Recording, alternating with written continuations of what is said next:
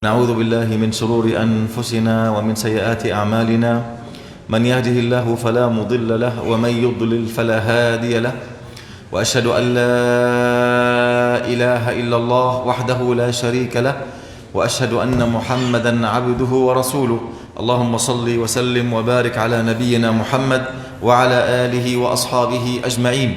أما بعد، أيها الإخوة والأخوات، وقفنا في اللقاء السابق عند قول الله عز وجل: الذين آتيناهم الكتاب يتلونه حق تلاوته أولئك يؤمنون به ومن يكفر به فأولئك هم الخاسرون.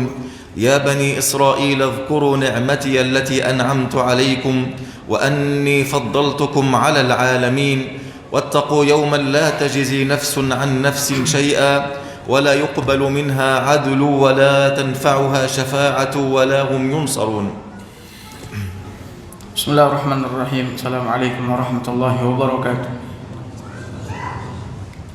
الحمد لله والصلاة والسلام على رسول الله وعلى آله وصحبه وموالاه.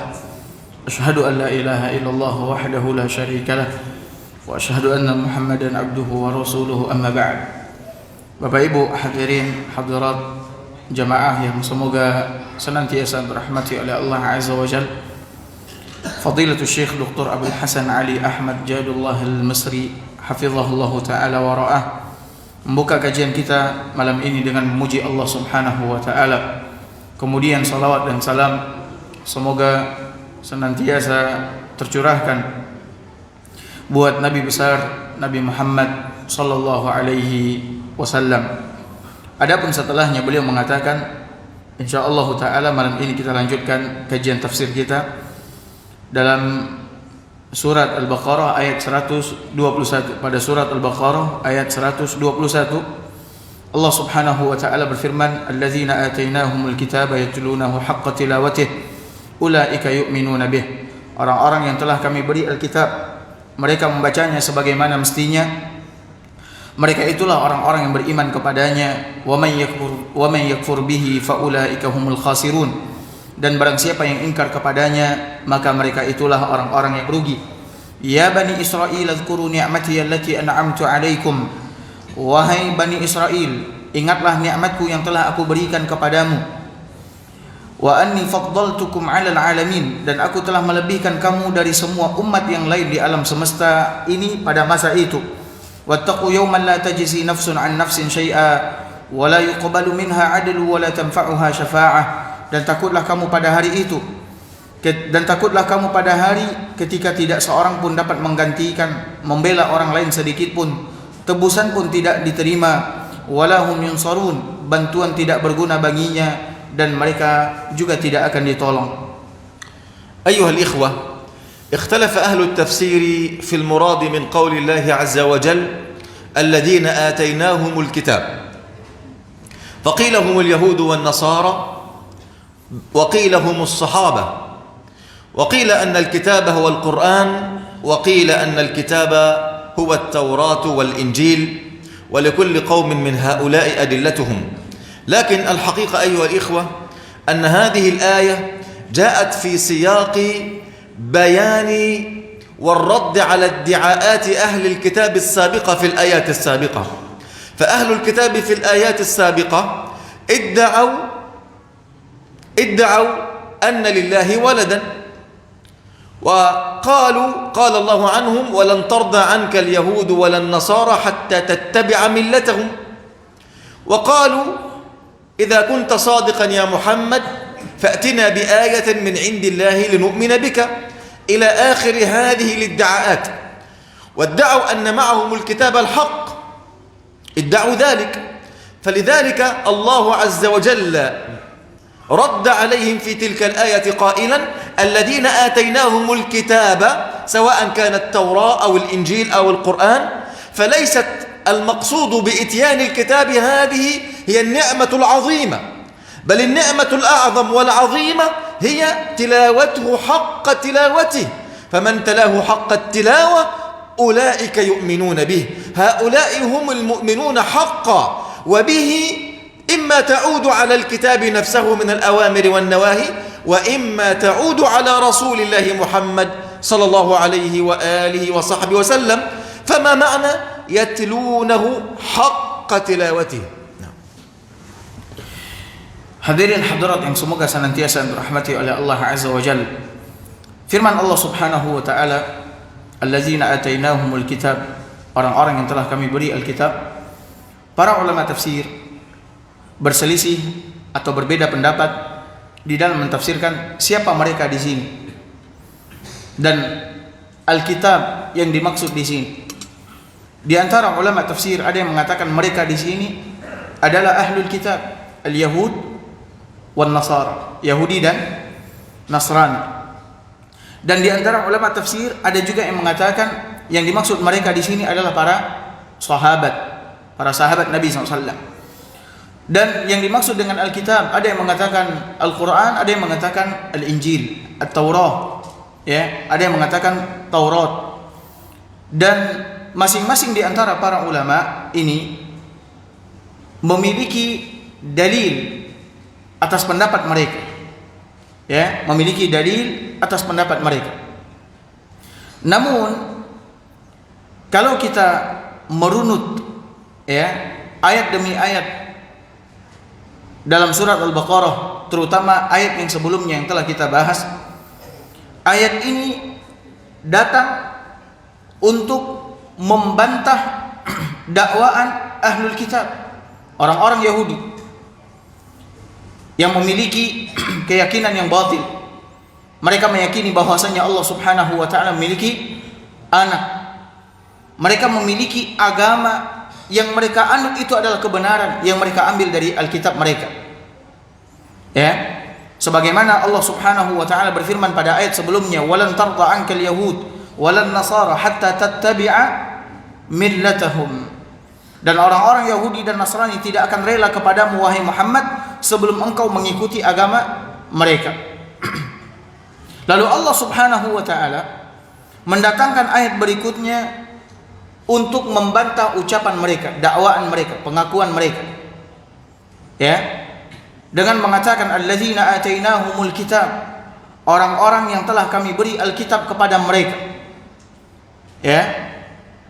Allah Subhanahu wa taala di sini di samping menjelaskan bahwasannya di antara nikmat yang Allah berikan kepada mereka adalah Alkitab, Allah juga menjelaskan kepada mereka bahwasannya tujuan diturunkan Alkitab di samping itu adalah nikmat buat mereka, bukan sekadar adanya Alkitab di tengah-tengah mereka, akan tetapi yatlunahu haqqa tilawatih. Ya, mereka membaca Alkitab yang Allah turunkan kepada mereka sebagaimana mestinya, sebagaimana seharusnya, yaitu mengimani semua berita-berita yang ada di dalamnya, mengikuti semua petunjuk yang ada di dalamnya, menerima semua syariat yang Allah turunkan, Allah tetapkan di dalamnya, tunduk dan patuh terhadap perintah dan larangan yang ada di dalamnya. Itulah tujuan diturunkannya Alkitab oleh Allah Subhanahu wa taala ke tengah-tengah manusia. Ya. Di samping Allah Subhanahu wa taala menjelaskan bahwasannya turunnya Alkitab ke tengah-tengah mereka dari sisi Allah itu adalah nikmat, namun nikmat tersebut tidak ada artinya kalau sekiranya mereka mengingkari isi di dalamnya, tidak mengikutinya, tidak mengimaninya, tidak menerima syariat yang ada di dalamnya, tidak membenarkan berita-berita yang ada di dalamnya. Sehingga Allah Subhanahu wa taala mengatakan ulaika yu'minuna bih, mereka yang membaca Alkitab sebagaimana mestinya, mereka itulah orang-orang yang beriman kepada Alkitab tersebut dengan sebenar-benar keimanan. Ya. Maka hadirin hadirat yang semoga senantiasa dirahmati oleh Allah Azza wa Jalla, bagaimana hakikat yatlunahu haqqa tilawatih? Mereka membaca Alkitab tersebut sebagaimana mestinya. معنى تلا يتلو أي اتبع. قال الله عز وجل والشمس وضحاها والقمر إذا تلاها. تلاها أي اتبعها وجاء بعدها.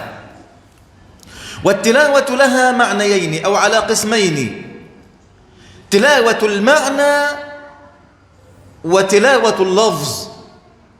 تلاوة اللفظ أي تقرأ لفظ القرآن كما أنزل. وكثير من الناس يجتهد ليقرأ كتاب الله كما أنزل، وهو ما يعرف بالتحسين القرآن، وهذا أمر مطلوب منا أن نفعله. هذا هو تلاوة اللفظ. القسم الثاني وهو المطلوب، وهو حق التلاوة. هذا معنى حق التلاوة، وهو تلاوة المعنى، أي بعد أن تقرأ اللفظ لا بد أن تتبع ذلك بالعمل. وهذا ما أقسم عليه عبد الله بن مسعود لما تلا قول الله عز وجل يتلونه حق تلاوته، قال أقسم بالله أن حق التلاوة العمل بأوامره واجتناب نواهيه والوقوف عند حدوده وعدم تأويل معناه. هذا معنى، هذا قسم ابن مسعود رضي الله عنه في معنى حق التلاوة. فحق التلاوة هو المقصود بتلاوة المعنى، وهي اتباع أوامر القرآن واجتناب نواهي القرآن والوقوف عند حدود القرآن. هذا هو المقصود بحق تلاوته. Hakikat yatlunahu haqqa tilawatih, mereka membacanya sebagaimana mestinya. Yatlunahu ini terambil dari kata tala yatlu. Tala yatlu, yang artinya mengikuti. Ya, mengikuti, datang setelahnya. Sebagaimana Allah Subhanahu wa taala berfirman dalam surah Asy-Syams, "Wasy-syamsi wa duhaha wal qamari idza talaha." Ya, demi matahari dan demi waktu duhanya dan demi bulan apabila datang setelahnya, yaitu datang mengikuti matahari yang telah pergi. Ya, jadi makna tala artinya mengikuti. Haqqa tilawatihi, membaca sebagaimana mestinya. Ya, di samping arti tala yatlu juga artinya adalah qara'a yaqra'u, membaca. Membaca sebagaimana mestinya, membaca Alkitab yaitu Al-Quran, apakah itu Al-Quran atau kitab-kitab yang Allah turunkan pada umat-umat sebelumnya,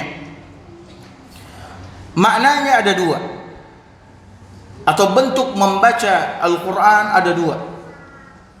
Yang pertama tilawatul lafz, membaca lafaz Alkitab itu sebagaimana turun dari sisi Allah Azza wa Jalla. Seperti kita membaca mushaf Al-Quran, sebagaimana lafaz Al-Quran turun kepada Nabi Muhammad sallallahu alaihi wasallam, kita pun juga membacanya seperti itu. Ya. Ini adalah kebaikan, dan alhamdulillah kita melihat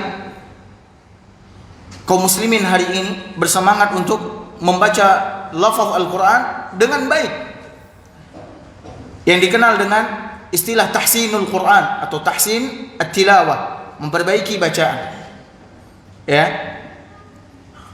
Ini kita dituntut untuk mempelajari bagaimana, untuk belajar bagaimana membaca Al-Quran sebagaimana turun kepada Nabi SAW dengan lafaz yang benar. Sedangkan bentuk yang kedua, dan ini yang dituntut oleh syariat, yaitu tilawatul ma'na, membaca Al-Quran dengan memahami maknanya, memahami kandungan yang ada di dalamnya.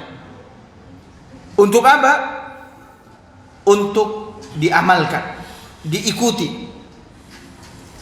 Jadi bukan sekadar membaca lafaz-lafaz ayat-ayat Al-Quran, akan tetapi di sini memahami maknanya, kandungannya, pelajaran yang ada di dalamnya, kemudian untuk diikuti.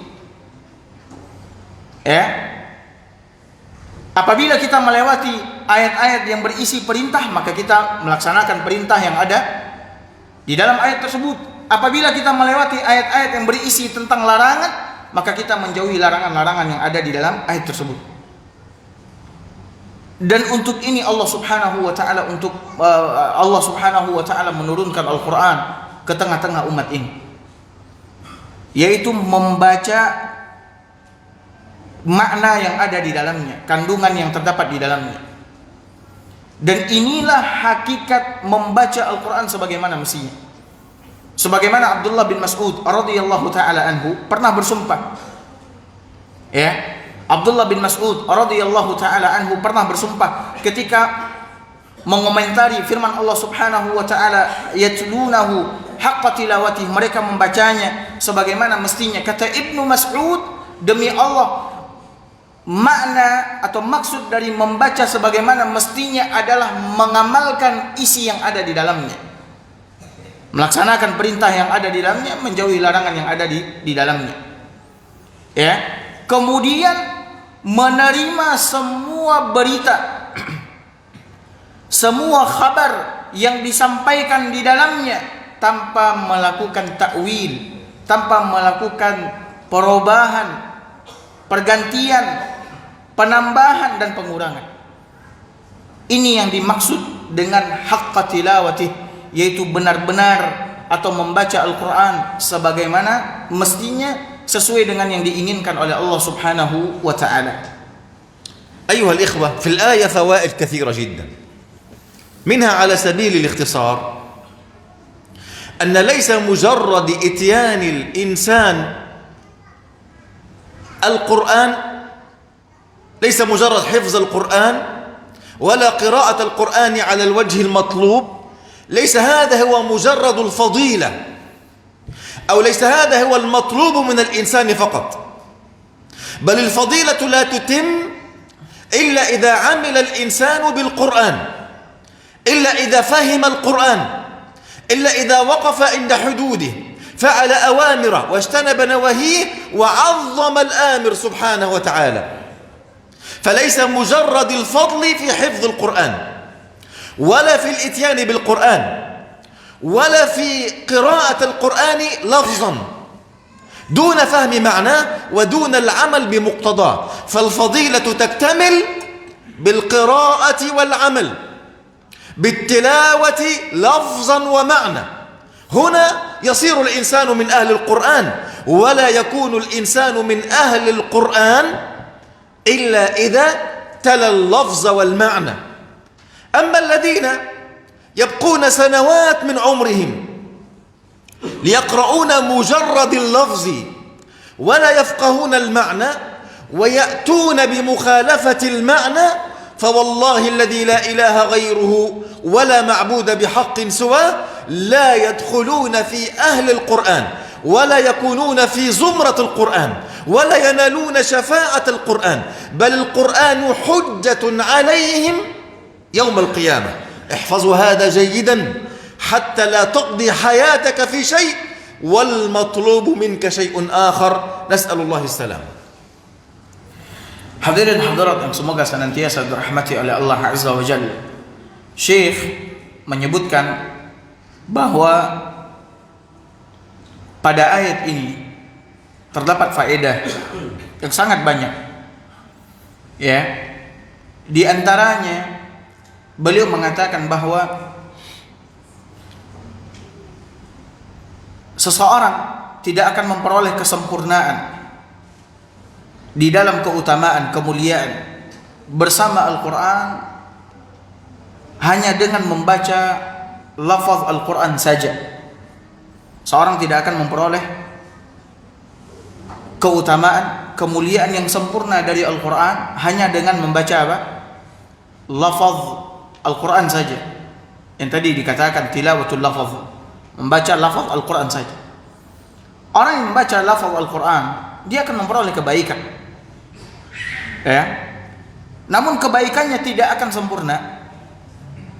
Kemuliaan, keutamaan ya dari membaca Al-Quran tidak akan sempurna kecuali dengan tilawatul makna, membaca Al-Quran secara makna, yaitu membaca kandungan, memahami pelajaran makna dari ayat-ayat tersebut. Tujuan untuk memahami makna kandungan yang ada di dalam ayat-ayat Al-Quran adalah untuk diikuti, untuk diamalkan, untuk mengetahui batasan-batasan Allah Subhanahu wa ta'ala. Ketika kita menemukan perintah Allah Subhanahu wa taala di dalam ayat-ayat Al-Qur'an, maka kita mengerjakannya. Ketika kita menemukan larangan-larangan Allah Subhanahu wa taala di dalam ayat-ayat Al-Qur'an, maka kita menjauhinya. Jadi seseorang tidak akan memperoleh keutamaan, kebaikan, kemuliaan yang sempurna dari Allah Azza wa Jalla ketika dia membaca lafaz Al-Qur'an, kecuali dia harus membaca makna kandungan pelajaran yang ada di dalam Al-Qur'an tersebut. Ya. Sehingga apabila dia telah melakukan dua jenis tilawah ini, tilawatul lafaz dan tilawatul makna, maka ketika itu menjadikannya pantas dan berhak masuk ke dalam kelompok ahlul Qur'an. Bapak Ibu hadirin hadirat, ahlul Qur'an adalah ahlullah wa khassatuh. Ahli Al-Quran adalah kerabatnya Allah dan orang-orang yang istimewa di sisi Allah Azza wa Jalla.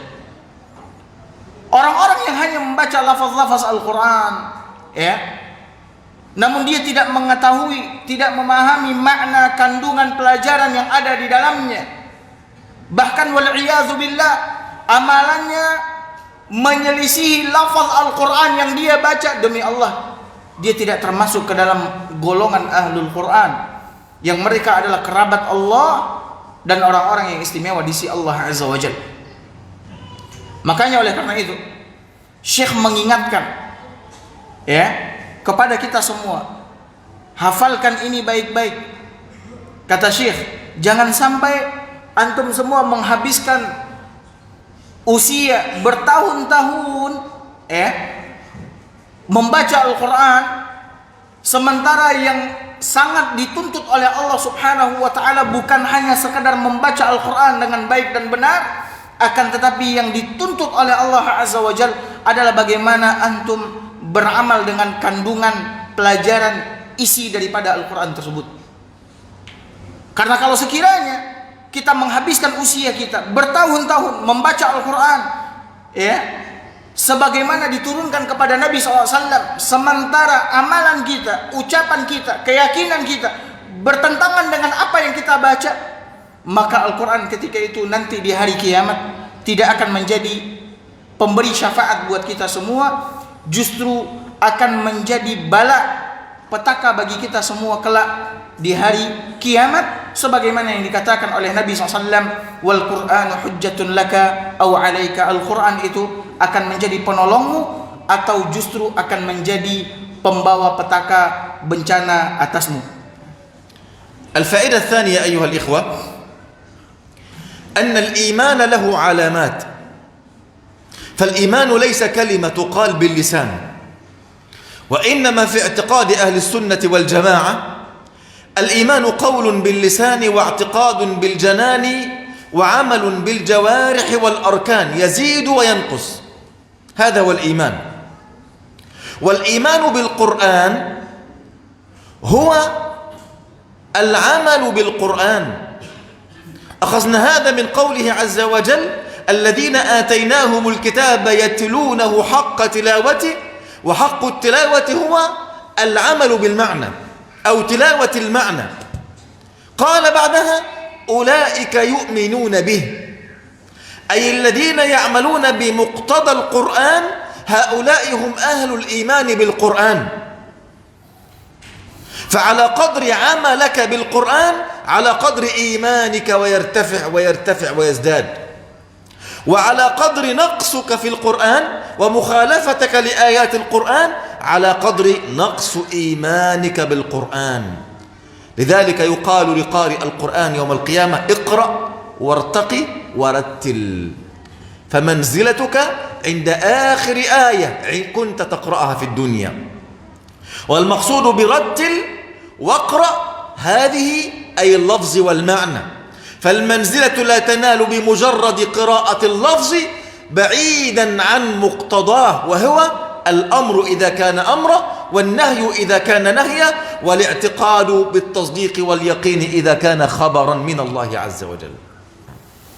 Kemudian hadirin hadirat yang semoga senantiasa dirahmati oleh Allah Azza wa Jalla, di antara faedah yang bisa kita ambil juga, kata Syekh di sini, adalah bahwa bukti seseorang beriman dengan Alkitab, Al-Quran, ya, adalah bukan hanya sekedar membaca lafaz Al-Quran, bukan hanya sekedar membaca lafaz Al-Quran, atau bukan hanya sekedar mengakui Al-Quran, bahwasanya Al-Quran adalah apa? Kitab yang turun dari sisi Allah Azza wa Jalla.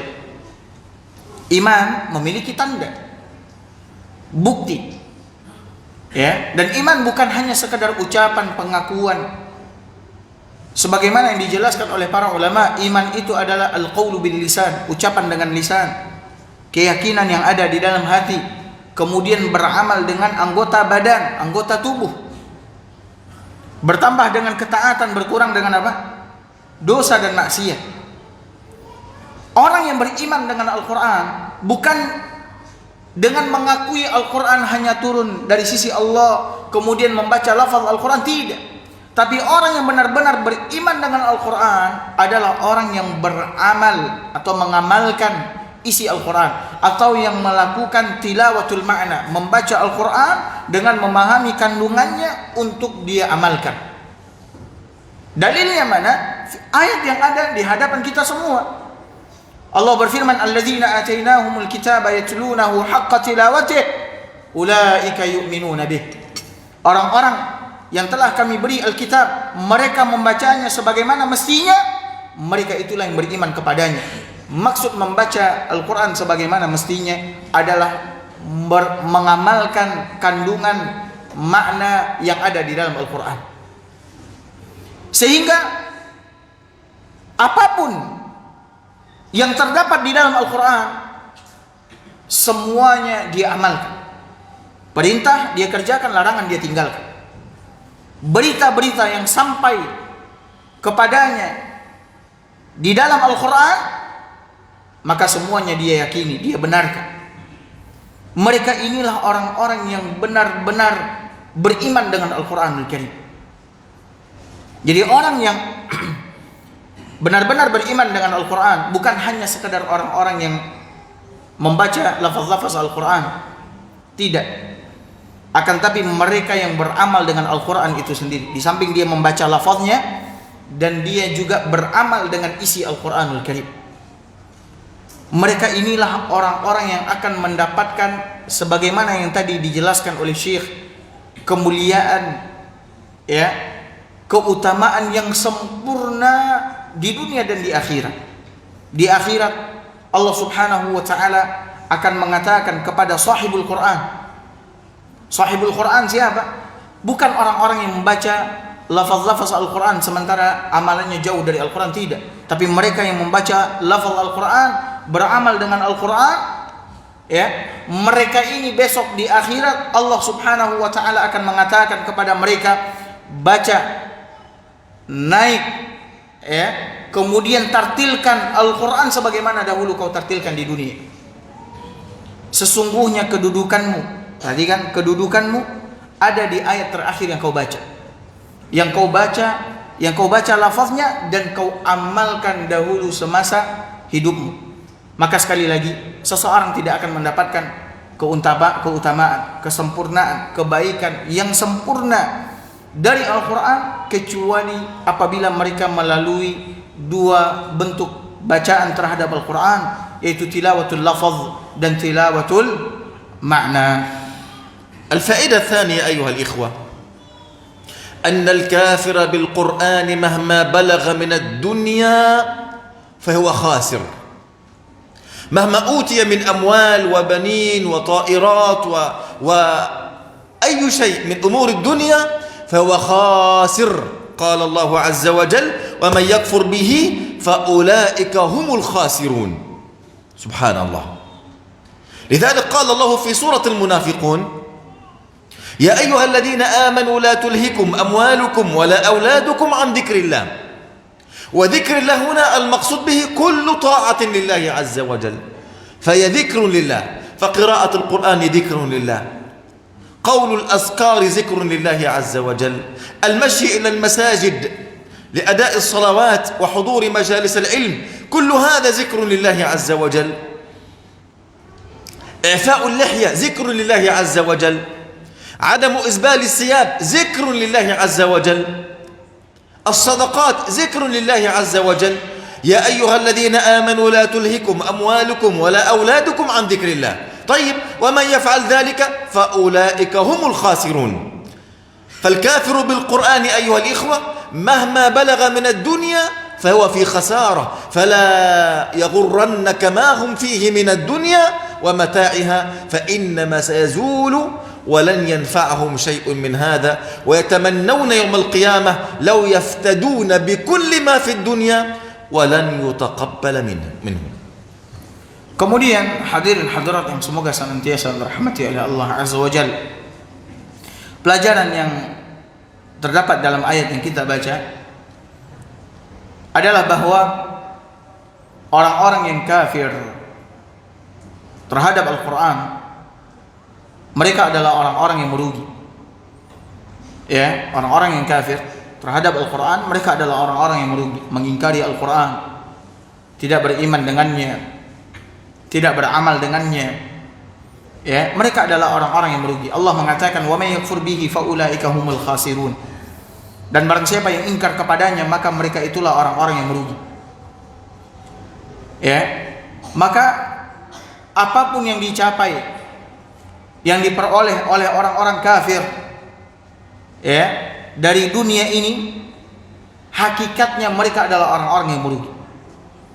Sekalipun secara kasat mata kita melihat mereka adalah orang-orang yang apa? Beruntung. Mereka memiliki harta yang melimpah. Mereka meraih berbagai macam kenikmatan dunia, kesenangan dunia. Mereka memiliki mobil mewah, mereka memiliki rumah yang mewah. Mereka meminum makanan minuman yang enak-enak, yang lezat-lezat. Hakikatnya mereka adalah orang-orang yang merugi.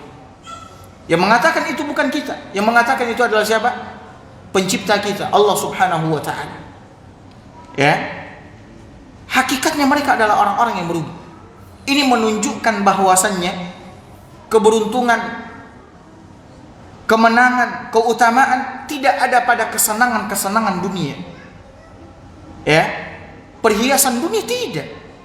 Tapi keberuntungan, kemuliaan itu ada di dalam keimanan kita kepada Allah, keimanan kita kepada Rasul, keimanan kita kepada Al-Quranul Karim. Makanya di dalam surat Al-Munafiqun, Allah Subhanahu wa ta'ala juga mengatakan, "Ya ayyuhallazina amanu la tulhikum amwalukum wala auladukum an dzikrillah." Wahai orang-orang yang beriman, janganlah sekali-kali, kata Allah Azza wa Jalla, harta kalian, anak-anak kalian melalaikan kalian dari zikrullah.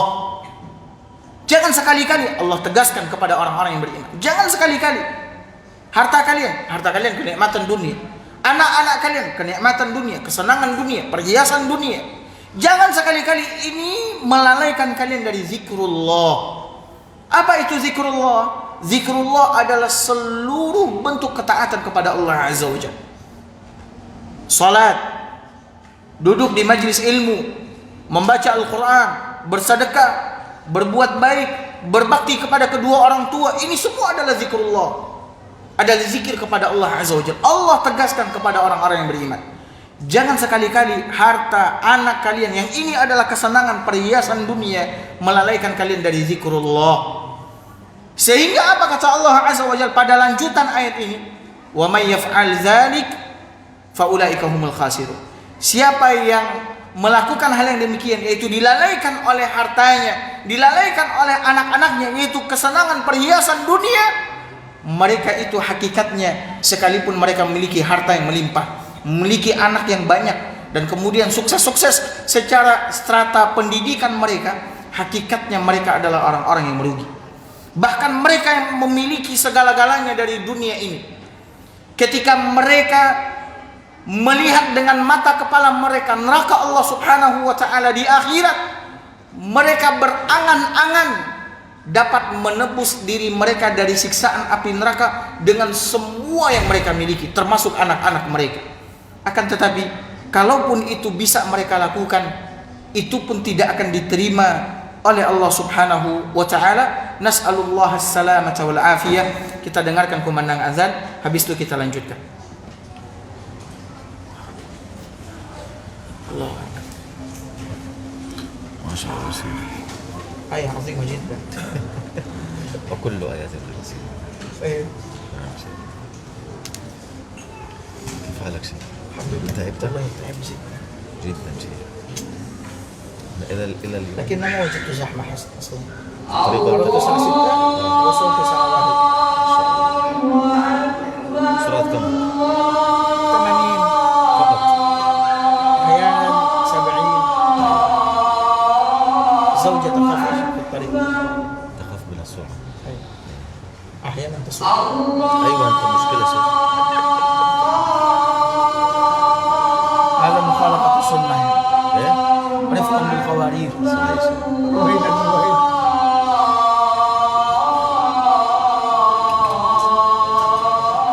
كيف الأمور؟ أنا كنت أريد أن أبقى والله يا سيدي. أبقى إلى يناير. لكن فلوس. أشهد أن لا زيارة سمبر هذا تأخذ وقت كثير جدا. أكثر من إلا الله.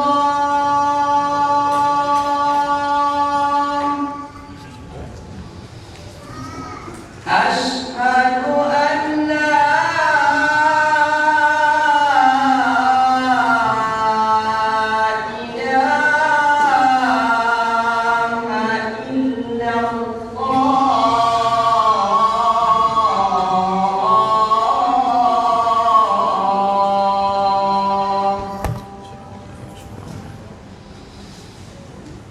أشهد أن محمدا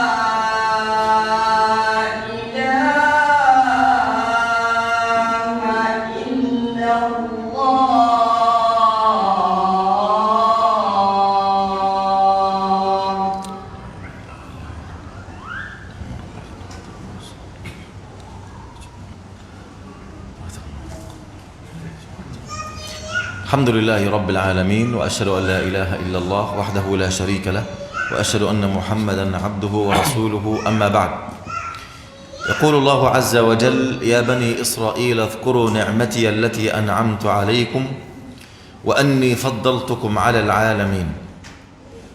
الله سبحانه وتعالى في هذه الآية ينادي على بني إسرائيل ويذكرهم بنعمه العظيمة، فنعمتي مفرد مضاف يفيد العموم والشمول، أي يفيد جميع نعم الله عز وجل. وذكر النعم لا يكون بمجرد أن تذكرها بقلبك أو بلسانك، بل لا بد أن تستخدم نعم الله عز وجل في مرضاة الله سبحانه وتعالى. فمن أجل نعم الله أن جعلك مسلما موحدا، وأن جعلك وأنشأك بين أبوين مسلمين، فلم تحارب من أجل الكتاب ولم تبذل جهدك من أجل أن تكون مسلما، بل أنت نشأت مسلما، وهذا أجل نعمة لله عز وجل. فشكر هذه النعمة يكون بتعلم الإسلام، بالعمل بالإسلام، بدعوة الإسلام، بأن تحمل هم هذه الدعوة. وإن لم تكن عالما لا بد أن يكون لك كفل من دعوة الإسلام إلى الله عز وجل. هذا معنى اذكروا نعمة الله عليكم. والذكر لا يكون بمجرد القلب أو باللسان، بل لا بد من عمل الجوارح والأركان واستخدام نعم الله عز وجل في مرضاته سبحانه وتعالى. بسم الله والصلاة والسلام على رسول الله وبعد. Firman Allah Subhanahu wa taala pada ayat berikutnya, ya bani Israil uzkuru ni'mati allati an'amtu 'alaikum wa anni faddaltukum 'alal 'alamin. Wahai bani Israil, ingatlah nikmatku yang telah aku berikan kepadamu, dan aku telah melebihkan kamu dari semua umat yang lain di alam ini pada masa itu. Dalam ayat ini Allah Subhanahu wa taala memanggil bani Israil, ya, dengan mengatakan wahai Bani Israel. Setelah Allah Subhanahu wa taala memanggil mereka, Allah Subhanahu wa taala merintahkan kepada mereka, ingatlah nikmatku yang telah aku berikan kepadamu. Ingatlah nikmatku yang telah aku berikan kepadamu. Nikmatku, kata nikmatku ini adalah kata idhafah di dalam bahasa Arab, kata idhafah. Idhafah mufrad, ya, memfaedahkan kata seperti ini, memfaedahkan keumuman, yaitu semua nikmat. Sekalipun Allah hanya menyebutkan nikmatku, satu nikmat, tapi dia mencakup dan meliputi semua nikmat yang Allah berikan kepada mereka. Allah merintahkan kepada Bani Israel untuk mengingat nikmat yang telah Allah berikan kepada mereka. Ya, apa makna zikrun ni'mah? Mengingat nikmat. Apakah hanya sekedar mengingat nikmat, oh ini adalah nikmat Allah Azza wa Jalla? Atau menyebut dengan lisan, dengan mulut kita, ini adalah nikmat dari Allah Azza wa Jalla? Atau meyakini di hati kita, ya, bahwasanya ini adalah nikmat dari Allah Subhanahu wa taala? Para ulama menjelaskan zikrun ni'mah, mengingat nikmat, maknanya bukan hanya sekedar menyebut, meyakini ini adalah nikmat Allah Azza wa Jalla, akan tetapi adalah mempergunakan nikmat tersebut untuk beribadah kepada Allah Azza wa Jalla. Ini makna zikrun ni'mah, mengingat nikmat, ya, mempergunakan nikmat tersebut untuk beribadah kepada Allah Azza wa Jalla, atau di jalan-jalan yang diridhai dan dicintai oleh Allah Subhanahu wa taala. Maka orang yang benar-benar mensyukuri nikmat Allah bukan hanya sekedar mereka yang memuji Allah Subhanahu wa taala dengan lisannya, ya, menyanjung Allah Subhanahu wa taala dengan ucapannya, meyakini nikmat tersebut adalah betul-betul datang dari sisi Allah Azza wa Jalla. Tidak cukup sampai di sini, akan tetapi dia juga harus mempergunakan nikmat tersebut sebagai sarana untuk beribadah kepada Allah Azza wa Jal, karena Allah Subhanahu wa ta'ala mencurahkan nikmatnya kepada manusia agar manusia ini beribadah dan melakukan ketaatan kepada Allah Subhanahu wa ta'ala. Ini makna zikrun ni'mah. Dan Syekh mengingatkan kepada kita bahwasannya sebesar-besar nikmat, perhatikan, sebesar-besar nikmat adalah ketika engkau dilahirkan oleh dua orang tua muslim muslimah, sehingga engkau tumbuh dalam pengasuhan mereka, sedangkan mereka beribadah mentauhidkan Allah Subhanahu wa ta'ala, mengenal Allah Azza wa Jalla. Ini adalah nikmat yang besar. Engkau jadi seorang hamba muslim dan mentauhidkan Allah Subhanahu wa ta'ala. Ini adalah sebesar-besar nikmat yang Allah berikan kepada seorang hamba. Bahkan nikmat ini lebih baik daripada dunia beserta isinya. Kita dilahirkan oleh Allah Azza wa Jalla dari ibu bapak muslim muslimah, sehingga apabila kita mengetahui ini adalah nikmat yang paling besar dari Allah Azza wa Jalla, maka syukuri nikmat ini dengan menjaga nikmat Islam ini sampai akhir hayat, dan tidak mati kecuali dalam keadaan Islam, dalam keadaan mentauhidkan Allah Subhanahu wa ta'ala. Ini adalah sebesar-besar nikmat. Jadi hadirin hadirat yang semoga senantiasa dirahmati oleh Allah, mengingat nikmat Allah Subhanahu wa ta'ala bukan hanya sekedar menyanjung memuji Allah dengan lisan, meyakini ini adalah nikmat dari Allah Subhanahu wa ta'ala, kan, tapi yang dituntut sekali oleh Allah adalah kita mempergunakan nikmat tersebut sebagai sarana untuk beribadah kepada Allah Subhanahu wa ta'ala. ثم قال الله عز وجل وأني فضلتكم على العالمين. هذه من ضمن نعم الله عز وجل على بني إسرائيل. هذه من ضمن النعم التي أنعم الله عليها على بني إسرائيل بها، أن الله فضلهم على العالمين. فالعالمين هنا ما المقصود بهم؟ هل العالمين إلى يوم القيامة أو العالمين أي العالم كله إلى زمن بني إسرائيل فقط؟ الجواب: العالمين هو لفظ عام أريد به الخصوص، لفظ عام أريد به أي أهل زمانهم فقط، أي هم كانوا أفضل أهل زمانهم، بدليل أن خير العالمين هم أمة النبي عليه الصلاة والسلام، في قول الله عز وجل: كنتم خير أمة أخرجت للناس تأمرون بالمعروف وتنهون عن المنكر وتؤمنون بالله، فخير الأمم أمة النبي عليه الصلاة والسلام. أما وأني فضلتكم على العالمين أي عالمين أهل زمان بني إسرائيل والله أعلم.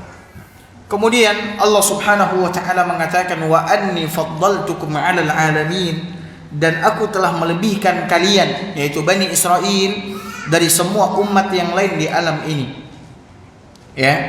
Ini adalah nikmat yang Allah berikan kepada Bani Israel. Allah Subhanahu wa ta'ala melebihkan mereka dari semua umat yang ada di alam ini. Yang dimaksud dari semua umat yang ada di alam ini, apakah maksudnya dari semua umat sampai hari kiamat, atau maksudnya umat pada masa itu saja? Para ulama mengatakan yang dimaksud di sini adalah umat pada masa itu saja, pada masa Bani Israel saja. Allah melebihkan mereka daripada umat-umat yang lain yang hidup pada masa itu. Yang hidup pada masa itu. Sekalipun lafaz al-alamin, kata al-alamin, alam semesta ini adalah lafaz yang umum, akan tetapi yang dimaksud di sini kata para ulama tafsir adalah makna pengkhususan, yaitu umat yang ada di alam ini pada masa itu, tidak sampai hari kiamat. Dalilnya mana?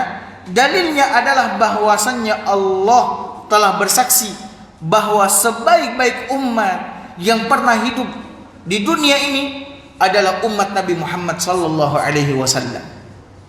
Bukan Bani Israel, tapi umat Nabi Muhammad sallallahu alaihi wasallam.